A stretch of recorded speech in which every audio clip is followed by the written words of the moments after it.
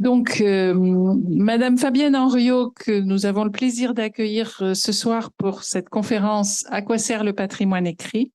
Donc, Madame Fabienne Henriot est maître de conférences habilitée à diriger des recherches en histoire du livre et des bibliothèques à l'École nationale supérieure des sciences de l'information et des bibliothèques, où elle est notamment responsable du Master 2 politique des bibliothèques et de la documentation. Madame Henriot est spécialiste de l'histoire du livre, de la lecture et des bibliothèques du XVIe au XVIIIe siècle, particulièrement en lien avec les ordres religieux et la théologie, mais également des problématiques liées à la gestion des fonds documentaires patrimoniaux et iconographiques et du processus de patrimonialisation de l'écrit. Elle enseigne en master et aux futurs conservateurs de bibliothèques les enjeux du patrimoine écrit ainsi que les questions entourant les services, la valorisation et les publics des fonds patrimoniaux. Elle est l'auteur de nombreux articles et ouvrages, parmi lesquels je me contenterai de citer 3 parce que la liste est vraiment impressionnante. Tout récent, un ouvrage publié en 2023 avec Emmanuel Chaperon qui s'intitule Archives en bibliothèque 17e, 21e siècle, publié aux ENS Éditions. Un article également publié en 2023 aux éditions universitaires d'Avignon dans un ouvrage collectif qui s'appelle Dialogue autour du patrimoine, l'histoire un enjeu de communication. Et l'article est intitulé, et ça m'a beaucoup intéressé, Le patrimoine écrit, une médiation qui éloigne le livre. Et enfin, elle a dirigé en 2020 un ouvrage qui s'appelle qui est intitulé La fabrique du patrimoine écrit, objets, acteurs, usages sociaux, et qui est paru aux presses de l'ENSIB. Elle nous pose ce soir une question qui nous interpelle tous. À quoi sert le patrimoine écrit? Elle nous pousse à nous demander, pour commencer, ce qu'est le patrimoine écrit. Comment on le définit? Est-ce que sa définition induit en elle-même une utilité, un rôle? En d'autres termes, décrète-t-on un document comme relevant du patrimoine écrit? Et si oui, comment et pourquoi? Le patrimoine écrit doit-il servir à quelque chose suite à une démarche consciente, ou est-ce le résultat des évolutions de la société que le chercheur va pouvoir constater? Et bien sûr, s'il a bien un rôle, quel est-il? Est-ce un rôle historique, un rôle social, un autre rôle, des rôles multiples? Et quelle place tiennent les bibliothèques dans l'attribution, voire dans la définition de ces différents rôles? À notre époque où un Français sur 6 participe chaque année aux Journées européennes du patrimoine, j'avoue me demander toujours un petit peu pourquoi il y a un tel engouement aujourd'hui pour le patrimoine en général, mais aussi pourquoi le patrimoine écrit y tient finalement une place si réduite. Je suis sûre que Madame Henriot va nous aider à répondre à toutes ces questions. Et donc, je lui laisse la parole et en la remerciant. Merci beaucoup pour cette présentation. Merci surtout pour cette invitation qui me fait extrêmement plaisir puisqu'elle me permet d'évoquer des questions qui me sont chères. Et je voudrais vous remercier aussi pour la très belle exposition qu'on vient de découvrir et qui donne justement, enfin, qui apporte de l'eau un peu à ce moulin du patrimoine écrit en montrant que la patrimonialisation, elle surgit aussi par tous ces gestes conservatoires hein, qu'on apporte au document. Alors, on vient de le dire, la question posée par le titre de cette conférence peut paraître extrêmement provocatrice, on l'a choisie à dessein, vous imaginez bien, parce qu'elle laisse la possibilité de répondre que le patrimoine écrit ne sert peut-être à rien. Ce qui poserait dès lors un problème de légitimité pour les bibliothèques publiques, municipales ou universitaires, qui le conservent. Voilà, donc si je vous réponds que le patrimoine écrit ne sert à rien, on peut tout de suite se dire au revoir et puis aller faire autre chose ce soir, parce que voilà, ça coupe court à toute discussion. Il va de soi que je vais bien sûr argumenter en faveur de l'utilité du patrimoine écrit et essayer de déterminer avec vous les différentes raisons d'en prendre soin, d'en favoriser la transmission. Mais malgré cela, la question n'est peut-être pas aussi rhétorique qu'on pourrait le penser. On le sait que dans bien des communes, hein, pour parler des bibliothèques municipales, il s'est trouvé des élus pour considérer, encore très récemment, que le patrimoine écrit n'a pas de valeur et ne mérite pas d'effort pour sa conservation et sa valorisation. Ailleurs, des arbitrages budgétaires ont abouti à une occultation des collections patrimoniales au profit de la lecture dite de consommation, hein, consommation académique ou lecture publique, peu importe. Ce sont des choses qu'on connaît encore de manière très actuelle, mais qui expliquent aussi d'ailleurs, si je peux faire un petit retour en arrière, la situation des collections patrimoniales en France, toutes bibliothèques confondues, situation qui, jusqu'à une date récente, était plutôt alarmante en réalité.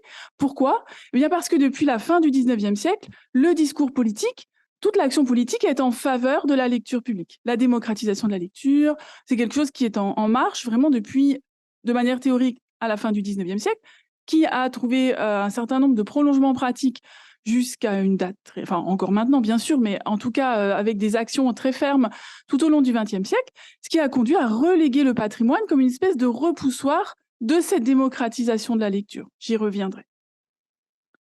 Alors, avant toute chose, il me semble qu'il faut s'entendre sur les termes. Il existe en effet de très nombreuses définitions du patrimoine écrit qui ne se recouvrent d'ailleurs pas totalement. Alors, je vais vraiment essayer d'aller à l'essentiel. J'ai coutume de dire à mes étudiants qu'il y a 4 définitions possibles. Une définition juridique, celle du Code du patrimoine, du Code de la propriété des personnes publiques, des définitions d'action publique, donc politique, des définitions bibliothéconomiques et des définitions sociologiques. Avec votre permission, je ne vais pas du tout évoquer les 2 premières, les définitions juridiques et politiques. Ça nous emmènerait un petit peu loin, c'est des choses qui sont très embrouillées, alors, sauf si vous avez des questions là-dessus, bien sûr, j'y répondrai, mais dans un premier temps, on va les laisser de côté. Et je vais tout de suite en venir aux définitions bibliothéconomiques, celles des bibliothécaires. On peut lire dans un manuel à l'usage des responsables de collection patrimoniale qu'un objet patrimonial, justement, c'est un document appartenant à une collection pérenne, non destiné uniquement à la communication au public, mais dont la conservation et la bonne transmission aux générations futures est une fin en soi. On le voit avec cette définition, la notion de patrimoine tient à ce que l'institution a défini comme telle, et ce pourquoi elle est prête à se donner les moyens d'en garantir la bonne transmission. Ce qui fait vraiment la ligne de démarcation entre les collections courantes et les collections patrimoniales, c'est la conservation. On ne désherbera jamais les collections patrimoniales, on désherbe évidemment en permanence les collections courantes. Donc tel livre, plus ou moins quelconque éventuellement, peut devenir patrimonial à partir du moment où l'institution, avec l'assentiment du politique bien sûr, décide qu'il l'est. Par exemple, vous avez ici au milieu de l'écran un manuel d'histoire géo de 6e. Alors, vous savez, les réformes scolaires sont très récurrentes, donc à chaque fois, il faut renouveler tout le matériel pédagogique et notamment les manuels scolaires. Donc, c'est des livres qui ne sont pas anciens, celui-ci date de 2016, qui ne sont pas rares puisque ce sont des tirages considérables et qui ne sont pas non plus précieux puisqu'on peut les acheter pour quelques dizaines d'euros dans le commerce. Dans un CDI d'un collège, comme voilà, une image d'illustration, ce document est destiné à être régulièrement renouvelé et désherbé au fil justement de ces réformes des programmes scolaires. Alors, j'ai pas mis sur la légende, mais ce que vous voyez là, c'est la bibliothèque Diderot, bibliothèque interuniversitaire qui se trouve à Lyon, qui est sur le campus de l'École normale supérieure. Et c'est à la bibliothèque Diderot qu'il y a cette collection d'excellence, ce qu'on appelle les collex, en sciences de l'éducation, qui reçoit donc en dépôt, enfin le second exemplaire de dépôt légal de tout ce qui relève des sciences de l'éducation, et qui fait une veille, des acquisitions exhaustives sur ces questions de pédagogie, etc. Ce même manuel d'histoire-géographie va se retrouver bien sûr dans les collections de la bibliothèque Diderot. Ils ont, je crois, 90 000 manuels scolaires depuis le 19e siècle. Et celui-là, il ne sera évidemment jamais désherbé. Il est destiné à y rester. Donc vous voyez que ce n'est pas l'objet qui est patrimonial en soi, c'est simplement qu'à un endroit, on a décrété qu'il l'était, et qu'à un autre endroit, c'est vraiment du consommable. Pour Raphaël Mourin, vous le voyez, un document patrimonial ne l'est pas à l'origine par nature, sauf exception. C'est ce que je viens d'expliquer. Il reçoit cette attribution à l'issue de processus parfois complexes. Tout, ou presque, peut devenir patrimonial, ce qui suppose une réflexion sur la politique patrimoniale de l'établissement. Donc, pour le dire avec nos mots de bibliothécaire, c'est un travail en fait de politique documentaire. C'est donc l'affaire des bibliothécaires de déterminer ce qui rentre dans le champ patrimonial et ce qui en est exclu.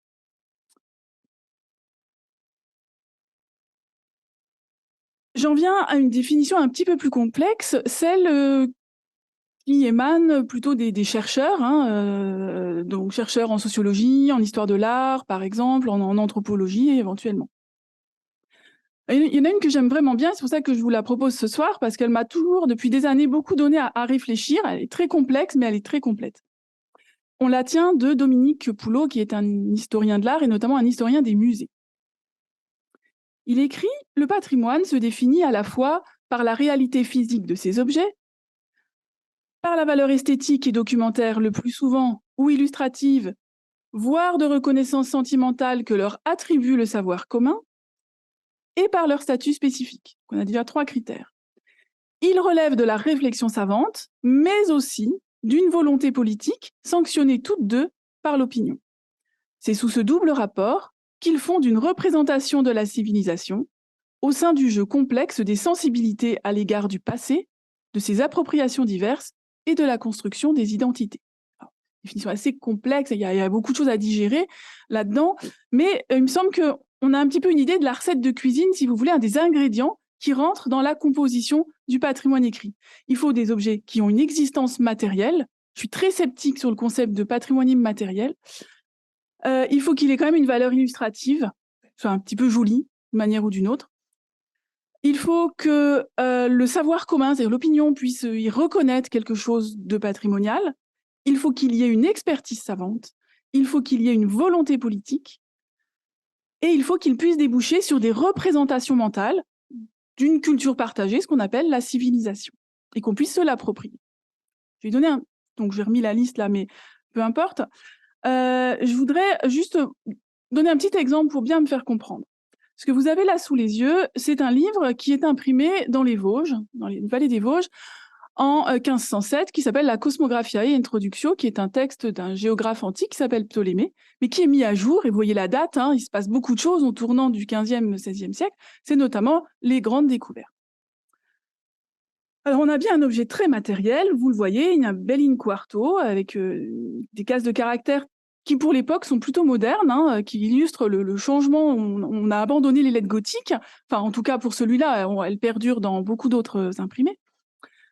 Une très belle mise en page, très soignée, et puis on a des illustrations avec des cartes. Ça, c'est la réalité matérielle et illustrative que j'évoquais il y a un instant.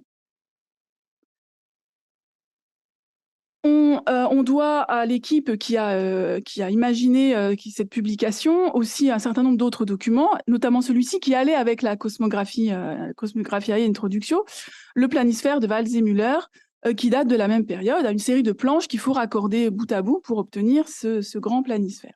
Donc vous voyez que l'Amérique, on en a encore une idée, évidemment très sommaire puisqu'on vient de la découvrir. Alors, ce livre a connu, alors de manière immédiate, il a connu une certaine diffusion, c'est-à-dire qu'on l'a produit pour le vendre. C'est d'abord un bien économique. Il faut que l'affaire soit rentable pour la petite équipe qui, à Saint-Dié, imprime cette chose-là. Et puis ensuite, il tombe il périme, puisque les découvertes continuent, donc on l'oublie. Et ça, c'est très important. Dans le processus patrimonial, il y a toujours une perte d'usage, toujours à un moment donné, une sorte de péremption. Et puis on va le redécouvrir. Et pourquoi est-ce qu'on va le redécouvrir ? À cause de cette petite mention en marge que vous voyez ici, Americo, et sur la carte, America. C'est-à-dire qu'on considère, vous savez peut-être, que Saint-Dié, cette petite ville des Vosges où vous n'avez peut-être jamais mis les pieds, est la marraine de l'Amérique, lui a donné son nom de baptême. C'est la première fois que cette terre qu'on vient de découvrir porte un nom, et que son nom, justement, c'est Amérique. Pour différentes raisons, je ne m'étends pas. En fait, dans la mise à jour du texte de Ptolémée était faite par la publication de 4 lettres d'Amerigo Vespucci, un des navigateurs qui, à la suite de Colomb, avait fait la traversée pour repérer un petit peu les lieux. Et donc, en l'honneur d'Amerigo Vespucci, qui est le 2e découvreur de cette terre, le petit cénacle intellectuel, humaniste, qui se trouve à Saint-Dié, qui a provoqué cette publication, propose de la baptiser Amérique, et il le justifie en latin. On va pas s'attarder, mais voilà, ils expliquent, il me semble, il faut rendre hommage à cet Amerigo Vespucci. Voilà. Ça, c'est les faits historiques. on a une très importante expertise scientifique qui s'est mise en place autour de ce petit livre. Bon, j'ai mis quelques pages de titres d'ouvrages. Découverte et baptême de l'Amérique, le nom de l'Amérique, invention des chanoines et savants de Saint-Dié, la fortune d'un nom, America. Il y a évidemment une grande quantité d'articles scientifiques, américains d'ailleurs aussi, et français sur cette affaire-là. On voit que le livre rentre en collection. Alors ça aussi, le collectionnisme, c'est un indice important de patrimonialisation. On commence à le voir au 19e siècle. Donc vous voyez qu'il y a quand même eu une perte quand même pendant plusieurs siècles. Il ressort dans un certain nombre de collections privées, de bibliophiles, autour du milieu du 19e siècle. Cette opinion, enfin cette expertise savante ne serait qu'une affaire finalement d'érudits qui discutent entre eux de choses, vous voyez, en latin très complexes, si elle n'était pas aussi portée par une volonté politique, comme on a pu le lire dans cette définition. Et vous voyez que à Saint-Dié, on surfe littéralement, hein, la municipalité surfe sur ce thème du baptême de l'Amérique. Depuis 1990, la ville porte le Festival international de géographie, qui est un rendez-vous désormais très connu et très important, pour une raison que vous voyez très bien le lien. La nouvelle bibliothèque qui est sortie de terre il y a 1 an ou 2, c'est très récent, avec des nouveaux espaces, c'est complètement repensé. Elle s'appelle La Boussole. À nouveau, il n'y a pas de hasard, on est bien dans cet imaginaire de la navigation, du voyage, de l'exploration. Et puis, tout ceci doit jouer, vous l'avez lu tout à l'heure, sur les représentations de la civilisation, le jeu complexe des sensibilités à l'égard du passé, etc.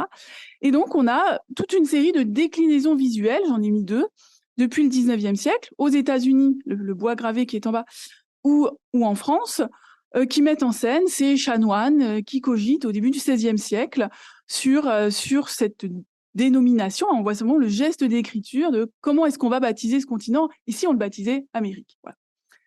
Tout ça permet finalement aux Déodatiens, donc aux habitants de Saint-Dié, plus généralement aux Lorrains, puisqu'on est en Lorraine, et peut-être même très au-delà, de se reconnaître comme dans cette filiation finalement, à la fois dans l'espace avec l'Amérique et aussi dans le temps avec la période humaniste. Bon. Toutes ces définitions que je viens de donner ont un point commun, qui est celui du prix du patrimoine. En effet, selon André Chastel, un patrimoine se reconnaît au fait que sa perte constitue un sacrifice et que sa conservation suppose un sacrifice. Voilà. Pour beaucoup de décideurs, je le disais tout à l'heure, la présence de fonds patrimoniaux sur leur territoire, issus de séquestres parfois anciens, donc c'est des choses qui sont héritées, qui sont un peu subies, c'est pas une chance, mais c'est une contrainte. Le patrimoine écrit a un coût bâtimentaire, un coût énergétique, avec des réserves climatisées, un coût en ressources humaines, en compétences, on l'a vu tout à l'heure avec cet atelier de conservation-restauration, où il faut un personnel extrêmement qualifié, capable de faire des gestes presque chirurgicaux sur les documents. Alors comment est-ce qu'on peut démontrer que le patrimoine écrit vaut le coût COUP, le coût COUT, bien sûr, c'est-à-dire le prix qu'il faut mettre pour le conserver. Cette utilité pose d'autant plus problème qu'elle recoupe 3 tensions, je crois, qui rendent l'appréhension du patrimoine malaisée. Oui, pardon, j'avais encore un dernier exemple. Le réseau des médiathèques de l'intercommunalité s'appelle Escale. Bon, vous voyez qu'on a encore toute cette finalement métaphore, tout ce champ sémantique qui ressort. Bon. Donc j'annonçais 3 tensions. La première, c'est celle entre l'universalisme des collections et le localisme des équipements documentaires. En quoi est-ce que la collection patrimoniale peut-elle profiter au territoire dès lors que dans sa teneur thématique, elle dépasse le plus souvent les enjeux locaux? Alors, j'ai choisi d'illustrer cette tension. Je vais pas y répondre, j'y répondrai plus tard, mais il n'y a pas de réponse immédiate à apporter. Pour l'illustrer, j'ai mis ces 2 visuels, ça me fait beaucoup rire. Quand on va sur les sites des pages patrimoniales des bibliothèques municipales, à tous les coups, on a l'encyclopédie de Diderot et d'Alembert. Et quand je suis allée visiter Colmar, cette très belle bibliothèque-musée qui vient d'être réaménagée, et là, c'est pareil. En fait, il y a très peu de questions de Colmar, et c'est au contraire montrer l'universalité des collections, et il y a tout un chapitre de l'exposition permanente sur Diderot et d'Alembert. Donc voilà, un extrait du site web de la BM d'Autun, BM de Charleville-Mézières. À chaque fois, on a l'encyclopédie.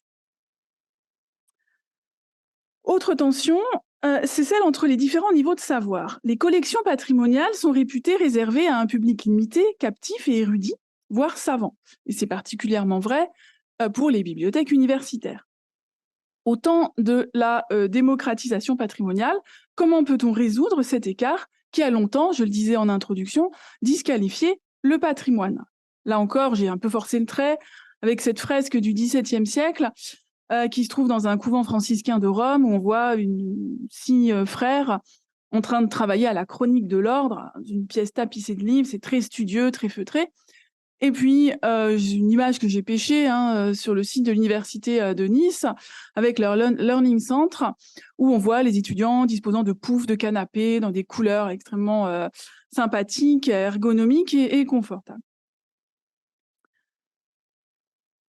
Et puis, la troisième tension, c'est celle qui oppose le patrimoine décrété, c'est-à-dire tout ce qui relève de décisions politiques, et le patrimoine approprié, ce qu'on a vu dans la définition tout à l'heure, c'est-à-dire qu'il faut que l'opinion commune sanctionne ce décret, sans quoi ça ne fonctionne pas.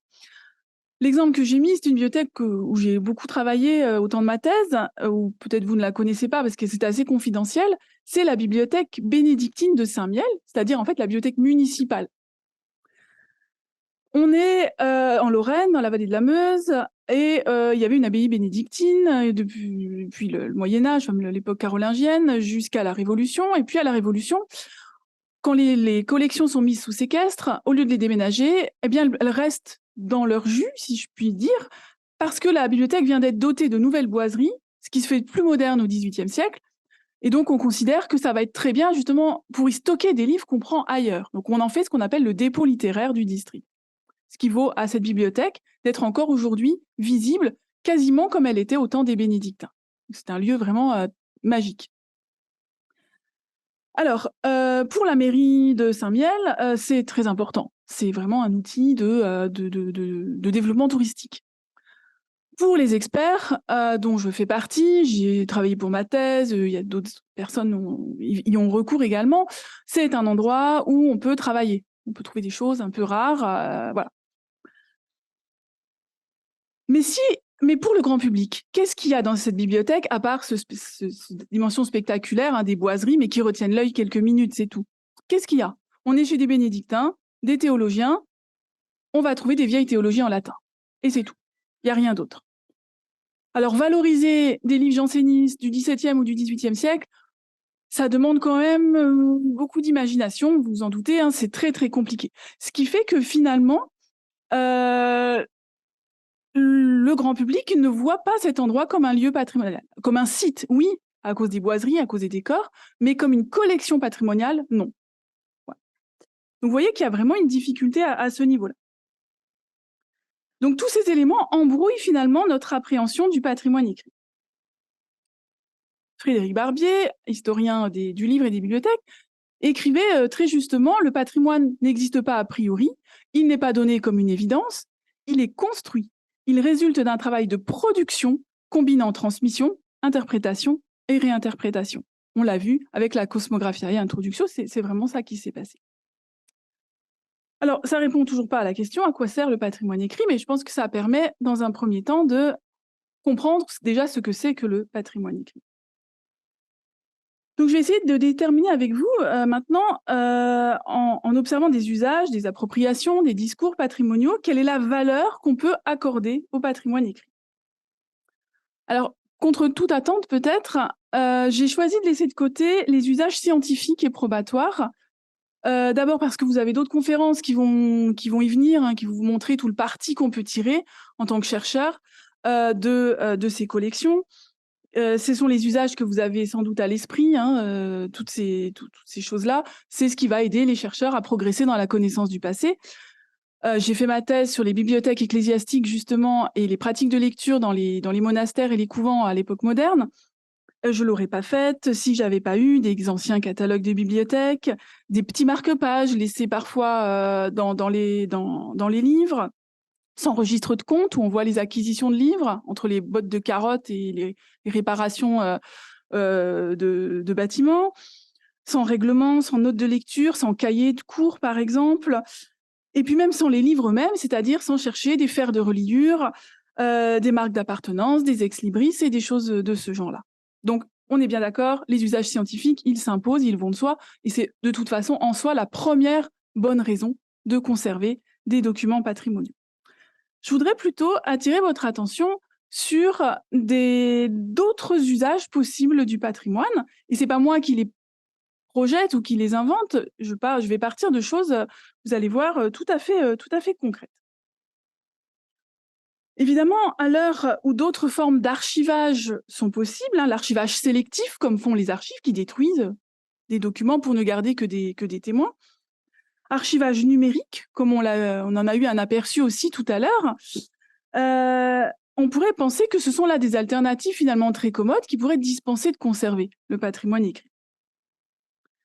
En réalité, il faut interroger la valeur sociale du patrimoine des bibliothèques, ce qu'il apporte à la communauté dans sa définition d'elle-même. Et dès lors, ce n'est pas tant l'enjeu sociétal du patrimoine écrit et graphique qu'il faut questionner, c'est plutôt celui de la bibliothèque, donc quel est l'enjeu de la bibliothèque et la manière dont le patrimoine en son sein peut répondre aux besoins de cohésion culturelle et d'émancipation individuelle. On peut en fait retourner la question. Si le patrimoine des bibliothèques venait à disparaître, qu'est-ce que la communauté y perdrait? Est-ce que la bibliothèque serait encore en mesure d'assurer ses missions éducatives, scientifiques et sociales? C'est vraiment, je pense, le cœur de l'affaire. Après tout, il y a eu des anthropologues, je pense à Gérard Lanclus, qui a écrit « Les sociétés occidentales croulent sous le poids des archives et des livres. Elles ont inventé les musées et la profession d'antiquaire. Elles ont conféré à l'histoire définie comme la restitution du passé un statut privilégié qui est paralysant. » Donc, il y a des gens pour considérer que tous ces papiers, c'est finalement plutôt comment dire, un poids, une contrainte pour se projeter vers l'avenir qu'autre chose. Moi, je pense, et vous aussi sans doute, qu'à n'en pas douter, on y perdrait beaucoup si le patrimoine écrit venait à disparaître. Et ce qu'on y perdrait, ce n'est pas seulement la trace matérielle du passé, même si c'est la trace que j'estime être la plus précieuse, parce que c'est celle de l'écriture, qui est le procédé fondamental dans l'exercice désormais plurimillénaire de la mémoire, de l'autorité et du sacré. Il n'y a pas de sacré sans écriture, religion du livre, on voit bien ce que ça veut dire. Il n'y a pas d'autorité sans écriture, il n'y a pas de mémoire sans écriture. Ce qu'on y perdrait aussi, ce sont des objets sociaux auxquels accorder de la valeur, c'est-à-dire en fait des hiérarchies, qui permettent à tous de faire corps et d'exister collectivement. Comme l'écrit Michel Mello, que j'ai déjà cité, le patrimoine transforme les populations en peuples et les territoires en nations. Je crois que c'est une formule forte qu'il faut garder en tête. Par simplification, autant que par fétichisme, certains objets deviennent les supports sociaux de représentation mentale extrêmement forte. Vous voyez ici, alors j'ai mis 3 exemples, la Bible de Gutenberg. Voilà. Tout le monde ne l'a pas vue, évidemment, il faut aller dans un certain nombre d'endroits très privilégiés pour la voir, mais tout le monde sait quand même, peut se représenter ce Gutenberg à l'œuvre à Mayence au milieu du XVe siècle, avec ses petits caractères en plomb, aboutissant à ce premier livre imprimé, un objet quasi mythologique, cette Bible. Je pense aux très riches heures du duc de Berry. J'ai consacré mon habilitation justement à la manière dont les livres d'heures sont devenus des objets patrimoniaux. Ces images-là, vous les avez toutes vues dans vos manuels de 5e. Je sais, j'ai vraiment vérifié. Depuis les années 30, elles illustrent tous les manuels de 5e, les pages sur la féodalité, la révolution agricole, etc. Et donc tout le monde, sans forcément savoir que ça vient d'un livre d'heures, est capable de se représenter ces images dans les tons bleus, verts et gris, qui sont très célèbres. Et puis bien sûr, il y a l'encyclopédie qui fait aussi partie de ces objets qui sont presque des fétiches en fait pour la société. Alors, ces opérations sociales ressortent, à mon sens, de 6 enjeux que j'ai regroupés en 3 catégories, des enjeux symboliques, des enjeux identitaires et des enjeux politiques, permettant de positionner la bibliothèque dans l'ensemble des équipements culturels. Je vais commencer par les enjeux symboliques. Et le premier, qui n'est pas le moindre, c'est le fait que ce patrimoine écrit permet d'entretenir un sentiment collectif de richesse. L'existence d'objets anciens, rares et précieux, selon l'expression canonique, sont finalement une donnée rassurante pour la collectivité. Et leur ostension, j'emploie à dessein un mot issu de la liturgie, leur ostension régulière, ritualisée, voire sacralisée, permet finalement d'en jeter plein la vue, pour soi-même d'abord, pour les bibliothèques, et puis bien sûr pour autrui. Ces objets se prêtent à l'éblouissement collectif. L'exemple que je prends là, c'est celui des manuscrits à peinture, avec des enluminures souvent chatoyantes, des dorures, une uniformité calligraphique, qui dégagent naturellement l'idée de richesse. Leur attribution commune au Moyen-Âge, même si en fait il y en a beaucoup qui sont un peu plus tardifs, permet de les associer à tout un imaginaire, celui du christianisme, de l'immobilité du temps, de décors fastueux, etc. Et puis leur conservation dans des lieux considérés comme des coffres-forts, auxquels tout le monde n'accède pas, favorise cette vision rassurante du patrimoine écrit. Les expositions, en conséquence, constituent le moment privilégié de cette expérience de richesse collective, et ce, depuis longtemps, puisqu'on sait que ces expositions, elles se pratiquent depuis le XIXe siècle. À la Bibliothèque nationale, par exemple, depuis 1878, une exposition permanente est ouverte dans la galerie Mazarine. Et encore aujourd'hui, vous le savez, la Bibliothèque nationale a ouvert il y a 1 an ou 2 un musée qui est accessible aux non-lecteurs, qui peuvent donc voir les fleurons de la Bibliothèque nationale.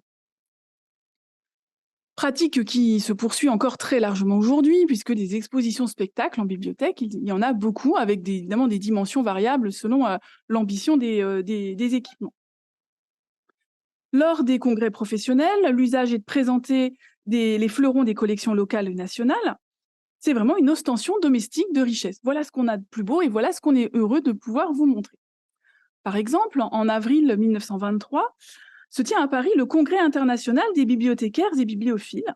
Et à cette occasion, le commissaire, l'organisateur du congrès, qui est Henri Martin, le conservateur de l'Arsenal, organise au pavillon de Marsan, donc aux arts décoratifs, une grande exposition qui s'appelle « Le livre français des origines à la fin du Second Empire ». Il s'agit vraiment d'exalter une espèce de génie national autour des arts du livre. Avec le concours de la Bibliothèque Sainte-Geneviève, de Mazarine et de l'Arsenal et de 21 bibliothèques de province, il s'agissait de montrer aux visiteurs et surtout aux étrangers combien la France pouvait s'enorgueillir de sa richesse documentaire, en particulier des manuscrits enluminés, des incunables, des livres à figures et des reliures précieuses. Je cite encore Jean-Paul Odos, qui était conservateur à Troyes et qui rapportait à propos de l'acquisition en 1984 d'un livre d'heures que, je cite, « l'acquisition faite, le conseil municipal au grand complet vient découvrir ce manuscrit prodige avec le recueillement du petit commerçant devant un lingot d'or. 2000 autres manuscrits médiévaux que conserve la même bibliothèque n'avaient jamais provoqué pareille ferveur. » Ensuite, le livre est exposé au musée des Beaux-Arts.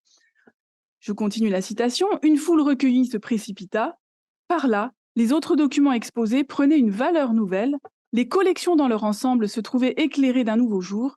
La foule chuchotant dans la pénombre devant le manuscrit éclairé à 50 lux est un de mes meilleurs souvenirs de bibliothécaire. » On est vraiment dans une liturgie, dans un recueillement, dans une espèce de méditation. C'est vraiment une croyance politique et populaire qui est mobilisée autour du patrimoine écrit. Et j'en appelle d'ailleurs à... voilà encore un exemple. Ici, c'est un endroit que je vous invite à visiter, le Librarium, donc cette exposition permanente de la Bibliothèque royale de Belgique autour de la Bibliothèque des Ducs de Bourgogne, qui est le noyau historique de la Bibliothèque royale, où on voit des profusions de manuscrits peints tout à fait extraordinaires, dans une très belle, en plus, scénographie. Voilà, donc j'ai été un petit peu vite. Un exemple donc, du petit guide fourni aux visiteurs de la Bibliothèque nationale en 1878.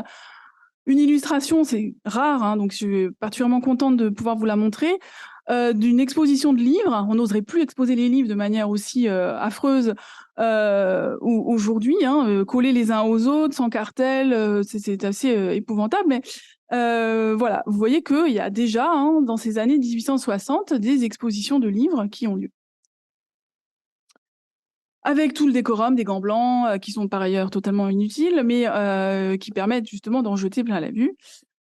Et puis voilà, je voulais en venir à la sémantique du trésor que nous avons tous un peu à l'esprit et surtout aux lèvres quand il s'agit de montrer les collections patrimoniales.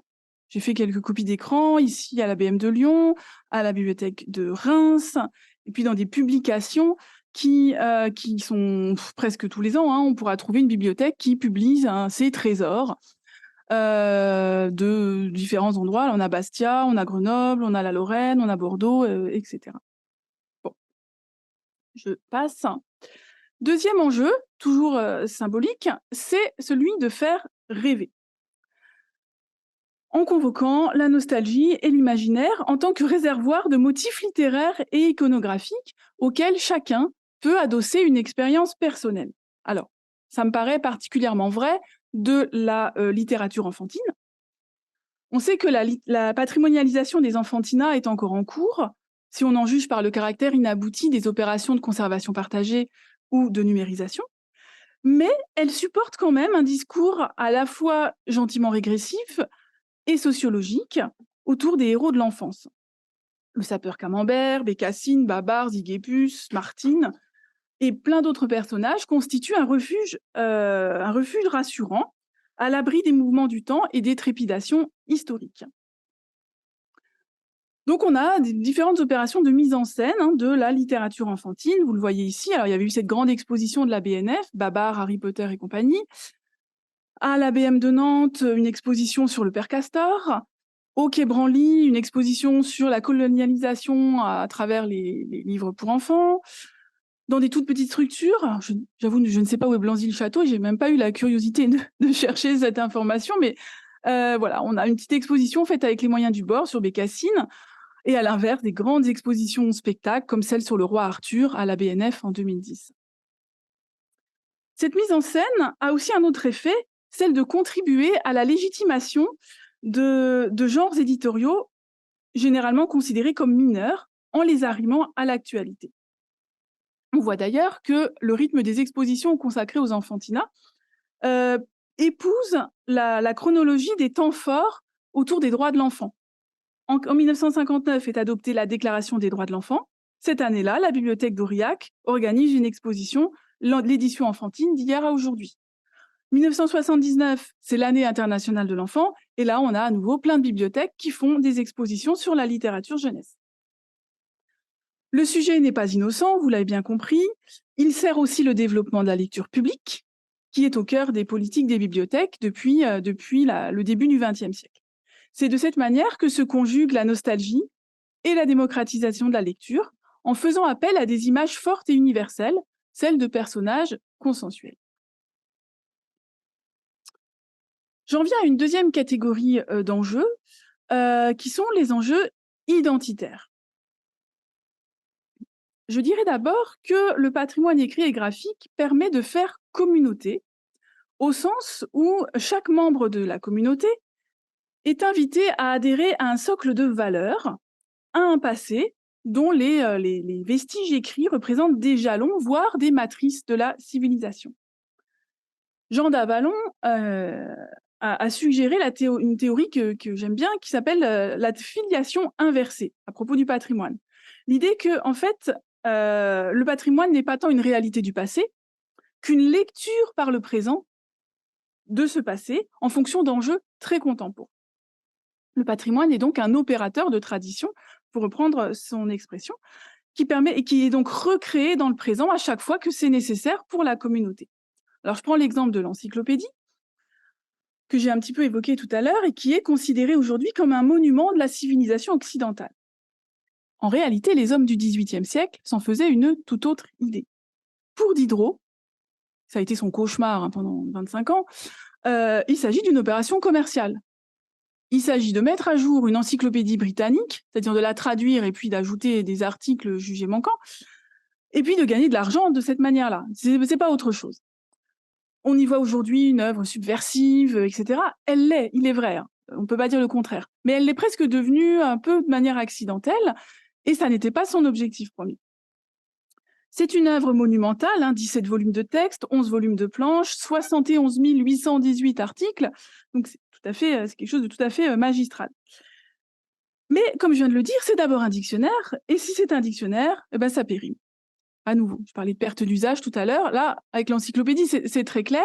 Très rapidement, on s'aperçoit, un, qu'elle n'est pas maniable, c'est trop gros, et deux, que les savoirs, on est au XVIIIe siècle, hein, les sciences, la physique, la chimie, l'électricité, tous les domaines évoluent très vite, si bien qu'en fait, après la Révolution, elle est déjà complètement inutile. Donc, elle est remplacée par d'autres outils de travail. Et on peut lire dans le manuel du libraire de Jacques-Charles Brunet, en 1821, cette encyclopédie est aujourd'hui tellement arriérée à l'égard des sciences physiques et mathématiques qu'elle ne peut tenir lieu dans les bibliothèques d'aucun des bons ouvrages de ce genre qui ont paru depuis sa publication.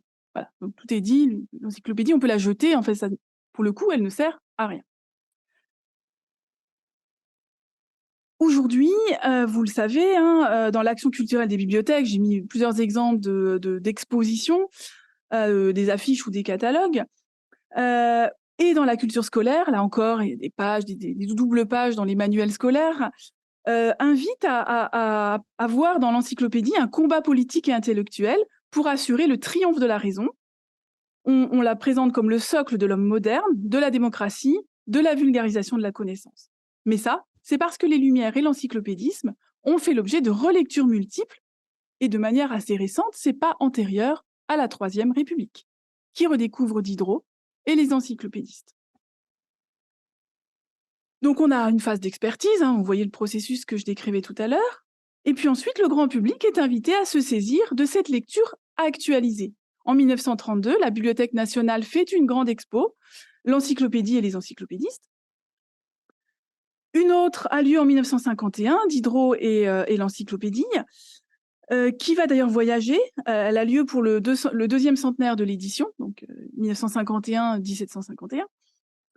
L'ambassade de France exporte cette exposition à New York, et le XVIIIe siècle tout entier devient le siècle de l'encyclopédie. Et puis en province, on a à nouveau énormément d'expositions, hein, Poitiers, Senlis, Pontoise, Saint-Omer. J'ai essayé de faire une enquête un peu exhaustive, et vraiment, il y en a énormément. Les planches sont rééditées en fac-similé, on peut les acheter à la pièce. J'ai même offert à ma belle-mère un torchon de cuisine avec une planche de l'encyclopédie. Donc, vous voyez, on fait des goodies, enfin, tout un tas de choses. C'est vraiment... Alors, on parle d'appropriation, là, on est vraiment au cœur, hein. Si on peut essuyer sa vaisselle avec un torchon qui représente une planche de l'encyclopédie, c'est qu'on est vraiment dans l'appropriation la plus triviale. Évidemment, la numérisation est passée par là. Encore quelques images, et on voit que lors de l'exposition universelle de 2021 qui se tenait à Dubaï, le pavillon français a donc choisi d'axer sa présentation sur la lumière et a fait venir les 35 volumes de l'encyclopédie. On est vraiment dans un objet emblématique qui n'a plus rien à voir avec ce pourquoi on l'avait fabriqué à l'origine. Je passe, peut-être pour pas non plus utiliser tout mon temps là-dessus. Deuxième usage identitaire, c'est celui qui concerne le génie littéraire. Les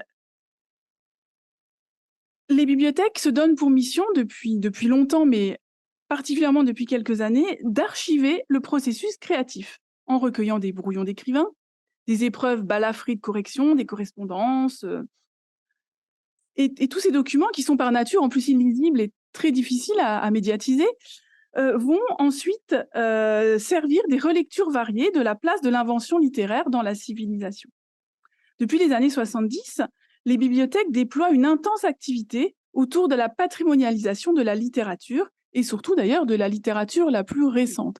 Du coup, les exemples que j'ai mis là, Proust et Camus, sont peut-être pas très pertinents parce que c'est des auteurs qui font, j'imagine, consensus entre nous, mais on voit aussi des bibliothèques recueillir des brouillons, des archives d'écrivains plus confidentiels, plus régionaux, pour justement fabriquer une identité territoriale. Cette dynamique documentaire indique bien la valeur collective accordée à ces ensembles d'archives et de livres. La bibliothèque se trouve finalement au point de croisement entre l'héritage du passé et la promesse d'une création à venir. j'avais mis divers visuels, notamment d'une exposition qui s'est tenue à Nîmes, du coup vous en avez certainement entendu parler, hein, autour de Rimbaud. Voilà. J'en viens à un troisième usage qui relève à nouveau d'enjeux identitaires, qui est celui de la fabrique des identités locales, à laquelle d'ailleurs contribue très clairement aussi la littérature. Le patrimoine écrit et graphique peut donc être mobilisé dans la fabrique des identités locales, et les objets qui composent ce patrimoine sont enrôlés dans des délimitations territoriales et dans la définition d'une culture localisée qui peut se singulariser finalement de la culture nationale. L'échelle urbaine et régionale est donc généralement privilégiée. On le voit, alors un indice que je trouve très intéressant et sur lequel je mène d'ailleurs une enquête en ce moment, c'est celui du nom des bibliothèques numériques, que je trouve extrêmement intéressant comme justement une démarche de communication autour de l'identité régionale. Alors, mon enquête porte plutôt sur les bibliothèques municipales, mais du coup, j'ai eu la curiosité, en préparant cette conférence, de regarder comment se comportaient les bibliothèques universitaires sur cette question. Et on peut voir que, à nouveau, le nom des bibliothèques numériques est destiné à faire territoire, en convoquant différents imaginaires locaux. Tolosana, pour l'université de Toulouse, fait clairement référence à un enracinement local. Qu'est-ce que j'ai mis d'autre comme exemple? Yvette pour Paris-Saclay, sauf si je me trompe, j'imagine que ça fait référence au cours d'eau qui passe à proximité. Estoudi pour l'université de Perpignan, où là on utilise une langue régionale. Lillonum pour l'université de Lille, par exemple. Donc ça, c'est une première catégorie de noms qui font vraiment référence à l'identité territoriale. Et puis, on a aussi des noms qui font plus référence à un imaginaire des savoirs. Odyssée, pour la ex-Marseille Université, on a bien l'idée, voilà, voyager au cœur des trésors, à nouveau d'un voyage. Ou ici même, Folia. Alors, j'ai pas mené l'enquête, mais j'imagine qu'on a un peu l'idée du folio, on a un peu l'imaginaire de la matérialité du livre. Je suppose que c'est ce qui justifie ce nom. Voilà. Donc des noms qui font référence à des identités locales ou à même l'identité du patrimoine de manière plus générique. Avec aussi des jeux de mots qui doivent parfois dédramatiser. Au début, avec le BU pour faire référence à la bibliothèque pour l'université de Poitiers, par exemple. Ici, j'ai fait une copie d'écran de celle de l'université de Lorraine, donc Pulsar, l'imaginaire des étoiles, patrimoine universitaire lorrain des savoirs archivés, un petit peu complexe, on ne l'aurait pas trouvé sans avoir la clé de l'énigme, où on voit, alors le nom est peut-être un petit peu hermétique, mais par contre, si on regarde les différents parcours transversaux qui sont proposés dans les collections, on a bien la Lorraine, on a Paul Meyer, qui est un philologue du 19e siècle, dont les archives, une partie des archives sont à Nancy ou à Metz, je ne sais plus. René Tavenot, grand historien du jansénisme à Nancy.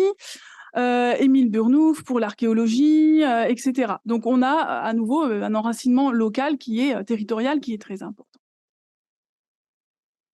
J'en viens à la dernière catégorie, les usages et les enjeux institutionnels. La présence ou l'invention de collections patrimoniales permet à l'institution de se penser elle-même comme un lieu social, c'est-à-dire comme un lieu où la collecte et la conservation peuvent servir un projet de société. L'exemple des éphéméras illustre bien ce rapport de la bibliothèque à la société, peut-être plus encore qu'aux historiens désignés comme les bénéficiaires naturels de cette collecte et de cette conservation. Les éphéméras, vous savez ce que c'est, ce sont ces documents au cycle de vie naturellement court, ces prospectus que vous avez dans la boîte aux lettres, que vous jetez ensuite quelques minutes après les avoir ramassés. Donc, quelque part, c'est un peu contre nature de conserver des éphéméras puisqu'ils étaient faits pour être jetés. Des bibliothèques se risquent à les conserver, justement en se disant que pour faire la mémoire, du syndicalisme, par exemple, avec des prospectus, des partis politiques, du féminisme, enfin de toutes les grandes causes, l'écologie, et tout ce que vous pouvez imaginer, les programmes culturels, par exemple, les programmes de théâtre, de concerts, etc., sont des éphémères qu'il est intéressant de conserver pour ensuite en faire l'histoire. Donc, en principe, les historiens sont les premiers bénéficiaires de cette collecte. Moi, je pense qu'en réalité, c'est la bibliothèque qui en est la première bénéficiaire. Parce que ça lui permet de revendiquer une mission supplémentaire, celle de garder des traces de l'universalité et de l'abondance de l'écrit et de l'image.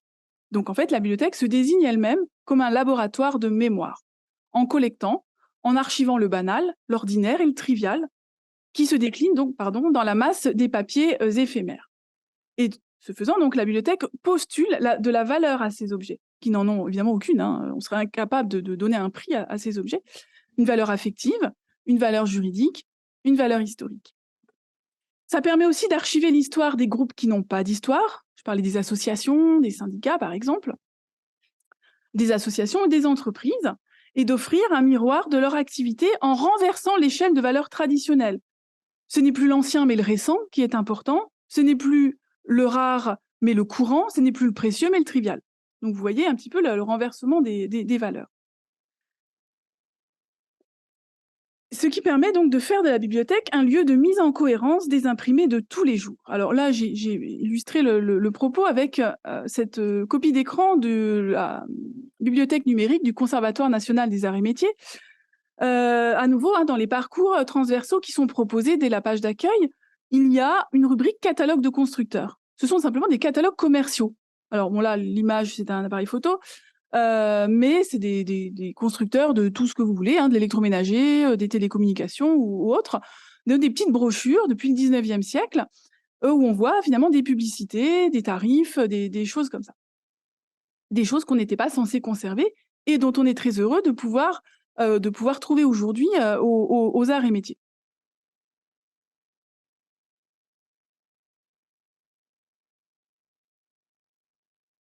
Je voudrais terminer avec un dernier enjeu qui est l'universalisation de la culture.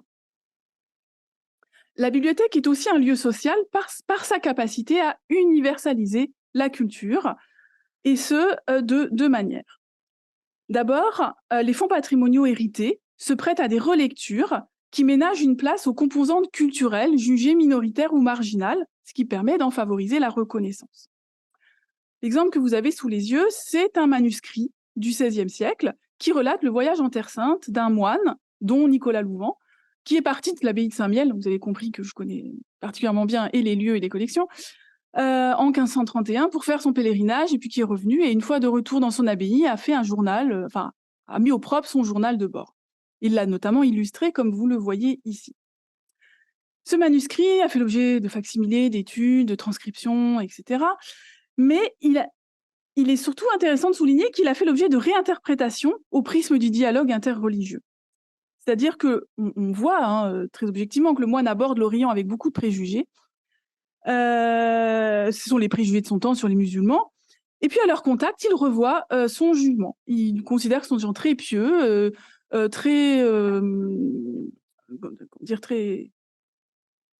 qui ont vraiment une pratique religieuse qui lui paraît admirable.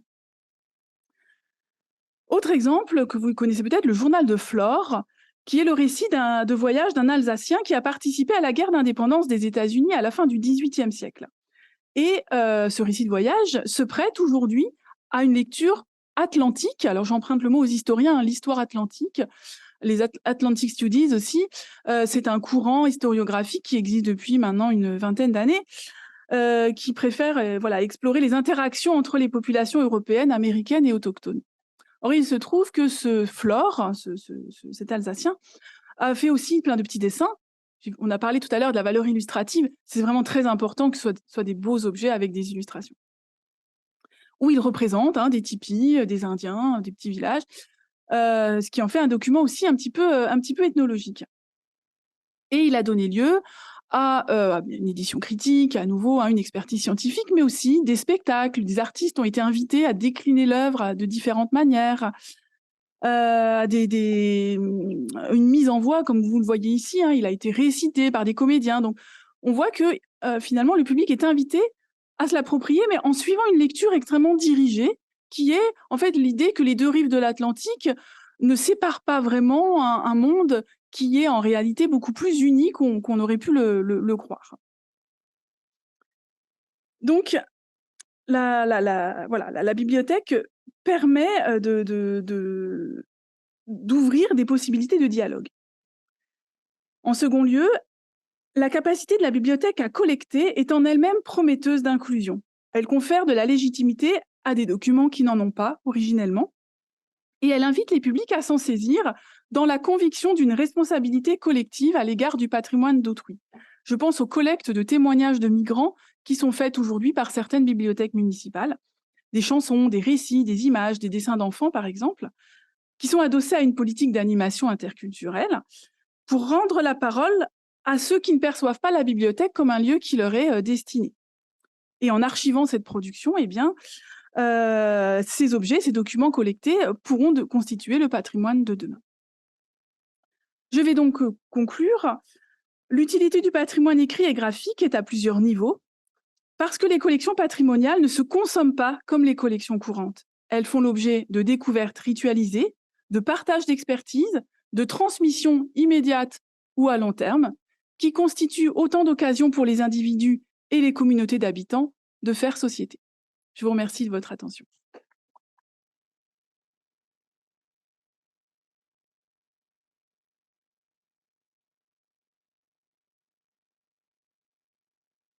C'est moi qui vous remercie, c'est nous tous, je crois, qui vous remercions de cette conférence absolument passionnante, riche, qui amène beaucoup de réflexions et de remarques. Et peut-être donc il y a des questions. Bon, je vais commencer par en poser une, ça fera démarrer la chose. Vous avez montré beaucoup d'expositions faites par les bibliothèques, donc pour montrer ce patrimoine dans une forme d'ostension, comme vous l'avez dit. Finalement, qu'est-ce que vous pensez de cette façon d'exposer ce patrimoine écrit? Parce que en ayant réalisé un certain nombre de ces expositions, il y a toujours cette frustration d'abord de montrer le document sous vitrine, fermé, inaccessible, dont on ne voit que 2 pages à la fois, alors qu'on voit bien que c'est un objet dont on pourrait tourner les pages. Et puis, il y a effectivement, après, ça pose aussi tout un tas de questions de comment conserver l'ouvrage dans l'exposition, comment le protéger, comment le montrer sans trop le montrer, en montrant assez. Mais surtout, c'est aussi par rapport à cet article, donc, la médiation qui éloigne le livre finalement. Hein, donc, pour vous, quel est le rôle de l'exposition? Ou est-ce que c'est plutôt une bonne chose? Est-ce que... Voilà. Merci. Alors, l'exposition, d'abord, on sait que c'est la pratique d'animation culturelle la plus plébiscitée par les bibliothécaires. C'est celle qui vient spontanément à l'esprit. Une bibliothèque, on lui demande un dispositif de valorisation des collections. Généralement, c'est l'exposition qui vient à l'esprit en premier et c'est celle qui est le plus souvent réalisée. Je ne sais pas si c'est une bonne ou une mauvaise chose. Je pense que la question n'est pas là. C'est une bonne chose d'abord parce que ça permet vraiment une démocratisation. Ça permet aussi d'ailleurs aux bibliothécaires souvent de se ressaisir aussi, hein, d'aller un peu explorer plus avant, de se réapproprier les choses, donc c'est très bien. Ça éloigne, oui, ça éloigne parce que justement ça sacralise. Enfin moi c'est vraiment l'impression que j'ai, c'est que en mettant les livres sous vitrine, hein, j'avais mis, on en a vu notamment au début. Je pensais aux livres d'heures ou même ceci là, par exemple, le roi Arthur. Alors certes, bien sûr, on pense à Gauvin, Arthur, Lancelot, etc. Merlin l'Enchanteur. Mais au-delà de cette communion autour de personnages qui en plus sont déclinés en fantasy, en BD, en jeux vidéo, etc. Au-delà de cette communion, cette culture commune, finalement les livres, ils sont quand même maintenus, et pas seulement pour des raisons conservatoires, à distance du visiteur, justement pour qu'on comprenne bien que c'est pas des objets triviaux, quoi, que ça mérite une certaine déférence. Et pour cette raison-là, eh bien, il y a cette ambiance. Alors, bien sûr, il y a des raisons conservatoires, hein. La lumière abîme les livres. Les vitrines permettent de maintenir un microclimat constant et pas trop nocif. Voilà. Mais je pense qu'il y a quand même, ça relève aussi de la mise en scène qui permet de rappeler que c'est quand même des objets extrêmement précieux et de persuader le public que ce sont des objets précieux. Voilà. Après, je suis frappée aussi de voir que en matière d'animation culturelle patrimoniale, au moins en bibliothèque municipale, vous avez compris que c'est ce que je connais le mieux, l'inventivité, elle a plus de limite, quoi.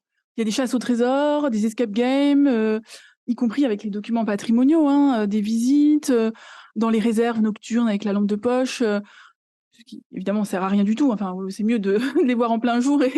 Mais bon, ça permet d'avoir cette ambiance un peu de c'est un coffre-fort, c'est un privilège. En fait, voilà, l'idée, c'est plutôt l'idée du privilège. Tout le monde ne peut pas les voir, mais vous, pendant cette visite, vous aurez le droit de les voir. Donc, et je pense que cette question du rituel et du sacré, et c'est pas juste comment dire, une métaphore que j'emploie parce qu'elle est facile, parce que je pense vraiment que, enfin, en tant qu'historienne, on sait que les reliques, elles se prêtaient à des ostensions, justement, avec des reliquaires qui permettent de voir, d'entrevoir, mais on touche pas, voilà, il y a quand même une distance, il y a une différence qui est très importante. Et avec les manuscrits, c'est quand même un peu la même chose qu'on fait, quoi.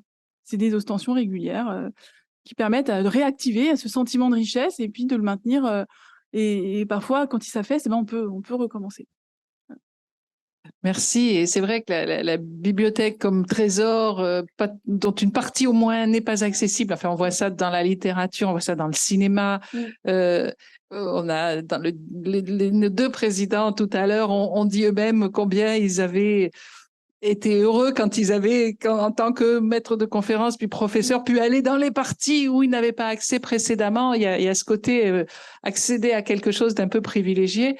Et c'est vrai que l'exposition, du coup, c'est faire sortir de la réserve, mais en laissant quand même cette distance, parce que on veut bien faire comprendre que ce sont des objets pas comme les autres et pas des livres comme les autres, ce qui a des biais aussi ou des inconvénients. Je suis tout à fait d'accord. Y a-t-il des questions? Tout d'abord, merci beaucoup pour votre conférence. Enfin, c'est un champ de domaine que je connaissais pas du tout et je trouve l'approche très intéressante. Je voulais savoir par rapport au monde de demain où du coup les ressources vont être limitées, que ce soit en termes de matériel, de technique, de moyens humains, financiers, de place aussi surtout. On risque d'être obligé en fait de faire une sélection dans les objets patrimoniaux. Et je voulais savoir, selon vous, quels allaient être les critères qui vont désigner un objet patrimonial de quelque chose qui ne l'est pas. Parce que par exemple, des magazines People ou les éphéméras, c'était ça qui peuvent nous paraître futiles. Enfin, est-ce qu'il y aurait une forme d'eugénisme des objets culturels qui ferait que si ça apporte pas suffisamment de connaissances à l'humanité, on choisirait de ne pas le conserver ou est-ce qu'il y aurait d'autres critères? Alors, c'est difficile, il n'y a pas une boule de cristal pour voir ce qui va se passer dans 20 ans, 30 ans. Enfin, ces échéances qu'on nous rabâche, à raison d'ailleurs, dans les médias, avec l'urgence que l'on sait. Ce que je sais, c'est que aujourd'hui, il y a quand même des pratiques qui se généralisent autour de la conservation partagée. Alors, l'enjeu n'est pas énergétique dans un premier temps, mais ça pourrait être un argument supplémentaire en faveur de la conservation partagée, c'est-à-dire le fait qu'il faut conserver moins pour conserver mieux, et que c'est pas obligé que tout le monde conserve la même chose finalement. Alors, il y a des choses qui sont non substituables. Les manuscrits qui sont présentés dans l'exposition, ceux qu'on voit ici, si on les détruit, c'est irrémédiable. Il y a pas l'équivalent. Par définition, les manuscrits, c'est la rareté. Il y en a jamais de pareil. Après, sur des imprimés, la question pourrait effectivement se discuter parce que ce soit en termes de gestion des espaces, des bâtiments, des réserves climatisées, des matériaux de conservation, la question pourrait se poser. Après, je sais pas. Enfin, moi, dans ma pratique professionnelle, parce que j'ai été aussi en bibliothèque pendant longtemps, j'ai constaté des choses assez abracadabrantes. Je me souviens d'une visite j'étais mandatée par la DRAC pour faire des visites en Lorraine. Je me suis présentée dans une mairie en Moselle, dont je tairai charitablement le nom, où ils étaient tout fiers de me dire, enfin, ils m'ont emmené dans ce qui était le dépôt de la Révolution, qui était resté en place depuis 2 siècles, où les moisissures couraient partout, et c'était abominable. Mais ils m'ont dit, vous inquiétez pas, l'encyclopédie, elle est dans le bureau du maire. Mais l'encyclopédie, elle est partout. C'est pas rare, quoi. Enfin, c'est ancien, c'est précieux, c'est symbolique, tout ce qu'on veut. Mais si on perd l'encyclopédie dans cette ville, on l'a ailleurs. C'est vraiment pas grave. Je l'ai quand même sorti en cherchant un peu un incunable avec un plat estampé à froid, avec ses fermoirs, ce qui est assez rare parce que généralement ils sont très détériorés. Celui-là, c'est quand même dommage, quoi. Il faudrait vraiment le mettre à l'abri, le décontaminer. Et Et ça, c'est des objets qui ne parlent pas, parce que c'est en latin, il n'y a même pas de page de titre sur les incunables, il faut aller voir au colophon, ce que personne ne sait si on n'est pas habitué à ces objets-là. Le plat représentait les 4 évangélistes, bon, faut le savoir, quoi. Donc, c'est pour ça que je pense qu'il y a des déperditions qui se font de toute façon par négligence ou par erreur d'interprétation. Et puis après, oui, il y aurait une vraie sensibilisation à parfois, si vraiment il fallait en arriver à faire le tri. Honnêtement, j'ai des doutes, mais admettons que dans un scénario vraiment catastrophe, on en soit là. Je pense qu'il y aurait un gros travail de sensibilisation à faire pour garder des témoins à certains endroits.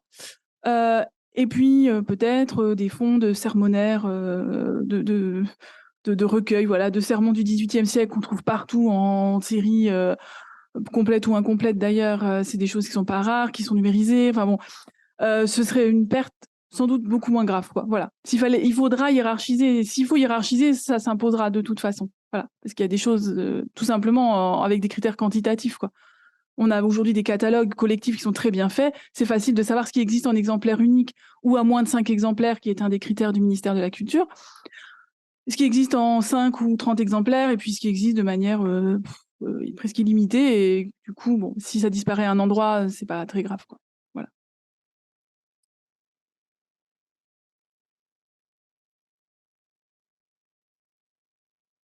Merci. Bonsoir, merci pour la conférence. Alors moi, j'ai travaillé longtemps auprès d'Hélène Laure-Blanchet à la faculté de médecine, où je suis toujours. Donc, on a monté un certain nombre d'expositions. Donc, on retrouve toute la ritualisation, montrer les trésors, la barrière de la vitrine. Et la question qui se pose, je sais qu'il y a des initiatives, et je voulais savoir si, du coup, vous avez des exemples, si vous en avez rencontré, pour amener ce patrimoine hors les murs, pour aller rencontrer les gens là où ils sont et pas les faire forcément venir à la bibliothèque, tout en préservant le patrimoine. Donc, je voulais savoir si vous aviez des exemples. Alors oui, tout à fait. J'ai des exemples parce que tout simplement, j'ouvre mes oreilles. Moi, j'ai pas pratiqué, bien évidemment, mais j'essaie d'être attentive à ce qui se passe dans la communauté professionnelle. Et je suis frappée. Alors, c'est un tournant récent, hein, par ailleurs, vous avez raison. Mais auprès des enfants, par exemple, dans les EHPAD, dans les prisons, les hôpitaux, il y a des démarches. C'est encore expérimental, évidemment, c'est pas du tout généralisé, mais il y a des démarches faites par des bibliothèques municipales, parce que ça rentre plus dans leur mission pour le coup. Alors en général, c'est avec des facsimilés. Les facsimilés ont vraiment de beaux jours devant eux, hein. On peut fabriquer même vous savez, ces reliures orfévrées, la métallique, médiévale, très impressionnantes, avec des incrustations de pierres semi-précieuses. On peut les faire vraiment à l'identique, avec des matériaux, des résines. Enfin, on voit presque pas la différence. Et bien sûr, on peut inviter les gens à les tripoter, les regarder, les retourner, les démonter. C'est quelque chose c'est sans fin, quoi. Et c'est très intéressant. Par exemple, pour des personnes âgées, la question des sens, quand on ne voit pas bien, ou ça peut être très, très agréable, justement, de manipuler des objets en 3 dimensions. Avec les enfants, évidemment, on peut faire aussi une foule de choses. Donc là aussi, hein, parfois il y a ou parfois juste sur des petits motifs extraits de livres, on peut faire réfléchir, rêver les enfants, les faire dessiner, les faire colorier. On peut faire beaucoup de choses.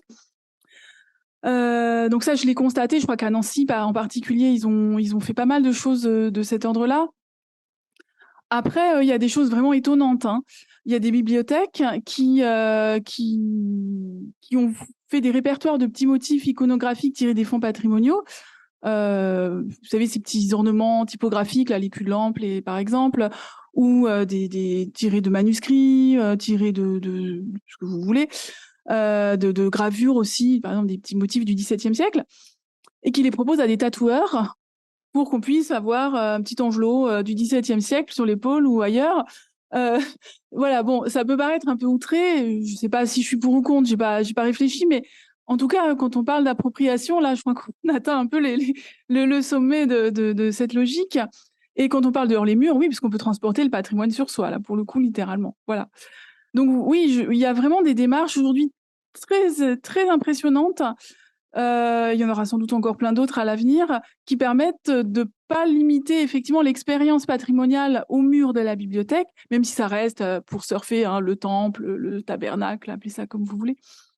où il est tout à fait possible de retrouver le patrimoine sous des formes un peu inattendues, simplifiées. Alors évidemment, la schématisation, elle est extrême, hein, sur 1 ou 2 objets sur lesquels on va pouvoir fabriquer à nouveau des récits, hein, comme je l'ai indiqué, des rêveries, des extrapolations qui, du coup, là, sont très loin finalement du contenu et de la raison d'être initiale du document, mais de toute façon, c'est plus un document, c'est autre chose à ce stade-là. Voilà.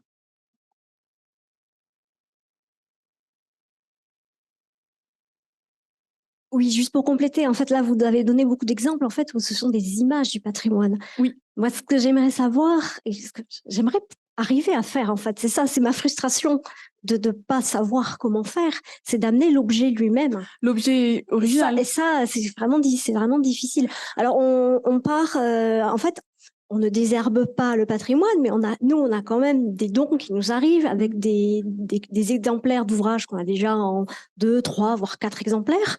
Donc, moi, j'ai commencé à les mettre de côté pour pouvoir les utiliser dans mes présentations à des étudiants, pour Tout à pouvoir fait. les laisser manipuler, toucher un livre ancien, ce qu'on ne faisait pas du tout avant. Oui, effectivement. Alors, pour ce qui est du public en formation, on va dire, semi-savant, j'ai vu aussi des collègues conserver effectivement des reliures extrêmement dévastées, parce que ça permet de voir comment c'est fait à l'intérieur. Et c'est très intéressant parce que justement, c'est des choses qu'on ne voit pas. Enfin, c'est pas fait pour être vu, hein, l'intérieur des nerfs, les coutures, les cartons, etc. Donc ça, c'est très intéressant. Et on peut imaginer que effectivement, quand on a des doublons, des triplons, ça peut être tout à fait intéressant de les mettre entre les mains, puisque finalement, c'est sans dommage. Du plus grand nombre, hein, jusqu'à détérioration définitive. Et puis finalement, on en trouvera peut-être d'autres qui pourront le permettre tout aussi bien. Mais là aussi, j'ai pas énormément d'exemples. Et puis, on n'a pas toujours les doublons des documents qu'on voudrait montrer non plus, quoi. Je pense évidemment des manuscrits, par définition, c'est impossible. Voilà. Oui, bonjour. D'abord, je vous remercie de tout votre exposé qui est très clair et très intéressant. Avant de poser ma question, je précise que je suis personnellement très attaché au livre en tant qu'objet, mais je remarque que vous n'avez pas parlé du patrimoine informatique. Pour l'instant, les éphémérias actuellement sont essentiellement informatiques. Enfin, il y a beaucoup en tout cas comme ça. Il y a des expositions virtuelles qui peuvent aussi avoir leur intérêt. Il peut y avoir aussi maintenant de plus en plus des revues informatiques aussi qui méritent d'entrer dans un patrimoine à définir. Donc, j'ai vu dans l'exposition tout à l'heure qu'ils en parlent un peu, la numérisation des objets, etc. Donc, je voulais savoir s'il y avait, selon vous, une espèce de compétition peut-être entre patrimoine écrit et patrimoine virtuel informatique, ou est-ce que ça doit avancer en même temps? Alors, je pense que c'est la deuxième solution qui est la bonne, c'est que ça, en fait, c'est une forme de prolongement naturel. La préservation du patrimoine numérique est aujourd'hui dans toutes les consciences professionnelles, parce qu'effectivement, la société produit beaucoup de documents numériques. Ça, on le sait nous au quotidien, hein, on en a plein les boîtes mail, on utilise beaucoup d'outils numériques au quotidien. Il y a des initiatives qui vont dans ce sens-là, comme les archives du web, par exemple, une forme aussi de dépôt légal numérique qui peut être assuré par certaines bibliothèques municipales, où il s'agit de dupliquer des documents. Là, pour le coup, il y a une vraie sélection, hein. Il s'agit pas c'est tellement volatile et tellement gigantesque, le web, qu'il n'est pas possible de tout conserver. Mais par contre, il y a des sélections qui sont faites et des duplications de pages web qui sont faites sur des serveurs pour avoir tous les états possibles d'un site depuis les années 90, par exemple, hein, s'il est ancien, de conserver toute la production numérique d'associations, d'entreprises, de groupements, quels qu'ils soient. Ce qui permet effectivement à long terme. Alors, il y a des défis considérables, hein, parce que sur la question des formats, des supports, en fait, on ne sait pas. C'est-à-dire qu'on sait aujourd'hui comment se comporte du parchemin, selon le taux d'hygrométrie, selon les températures, selon une foule de paramètres. On sait comment se comporte le carton, le cuir, le métal, enfin tous ces composants des documents patrimoniaux traditionnels. Le codage informatique, on ne sait pas comment il va se comporter. C'est-à-dire, est-ce qu'on aura encore les bons, des moyens de le lire dans 20 ans, 50 ans, 100 ans? Est-ce qu'on aura le matériel? Est-ce qu'on aura encore le bon référentiel de métadonnées pour interpréter? Parce qu'une page web, si elle est décontextualisée, elle ne sert à rien en fait. Alors qu'une page, on en a vu tout à l'heure à l'atelier, voilà, on sort d'une reliure, ce qu'on appelle un réemploi, c'est-à-dire une feuille de parchemin qui a servi à fabriquer la reliure, qui était un vieux livre liturgique, justement périmé, à l'époque où on l'a utilisé pour faire cette reliure. Avec un peu d'expertise, en demandant à des liturgistes, on arrive à dire si c'est un graduel ou un antiphonaire, si c'est... on arrive des fois même à dire à quel diocèse ça appartient. Enfin voilà, c'est des choses qu'on peut recontextualiser. Une page, enfin, des données numériques sans le référentiel autour, c'est très compliqué à resituer correctement. Donc c'est vraiment un enjeu important, mais je pense qu'il y a des conservateurs peut-être dans la salle qui le savent beaucoup mieux que moi. Aujourd'hui, il y a vraiment une partie importante de la prospective en matière de patrimoine qui porte aussi sur la préservation de ces de tous ces objets numériques, enfin qui sont nativement numériques, qui sont des livres, vous l'avez dit, des revues, des pages web, des documents de toutes sortes, dont il faut effectivement garder la trace parce que le monde de l'écrit s'est pas arrêté avec l'avènement d'Internet, évidemment. J'avoue que je me pose beaucoup la question du devenir de tous ces éphémérats qui sont nos emails aussi. Oui, ils sont spammés. Parce que comment vont faire les historiens du futur qui n'auront plus toutes ces traces alors qu'ils ont des correspondances pour les temps passés Je sais que justement, vous parlez des correspondances, la BNF archive maintenant des mails. C'est-à-dire que pour les écrivains, enfin il faut des personnes qui ont une certaine notoriété, évidemment. En plus d'archiver leur correspondance brouillon, comme je disais tout à l'heure, hein, ces choses très matérielles auxquelles on pense de prime, en première intention, elle propose aussi d'archiver des mails avec des protocoles alors que je ne connais pas du tout, mais qui garantissent une certaine pérennité. Parce que les mails, moi je sais que chaque fois que j'ai changé d'emploi, j'ai perdu ma boîte mail. Hein, et j'ai jamais trouvé comment faire pour... copier des mails, oui, mais les réouvrir ensuite, c'est très compliqué. Et parfois, on est tout triste de plus avoir les traces d'échanges qu'on a eus dans le cadre d'événements ou même de conversations très quotidiennes avec des collègues. Donc, oui, c'est des choses qui commencent à arriver, pour lesquelles des institutions comme la Bibliothèque nationale sont pilotes, mais je pense que ça va se généraliser à un moment ou à un autre. D'autres questions? Non, bah écoutez, donc il me reste à remercier à nouveau Fabienne Henriot qui nous a vraiment régalé, passionné avec tous ces questionnements et ce grand amour du patrimoine écrit que nous avons pu reconnaître et que nous partageons. Merci. Merci à vous. Bonne soirée.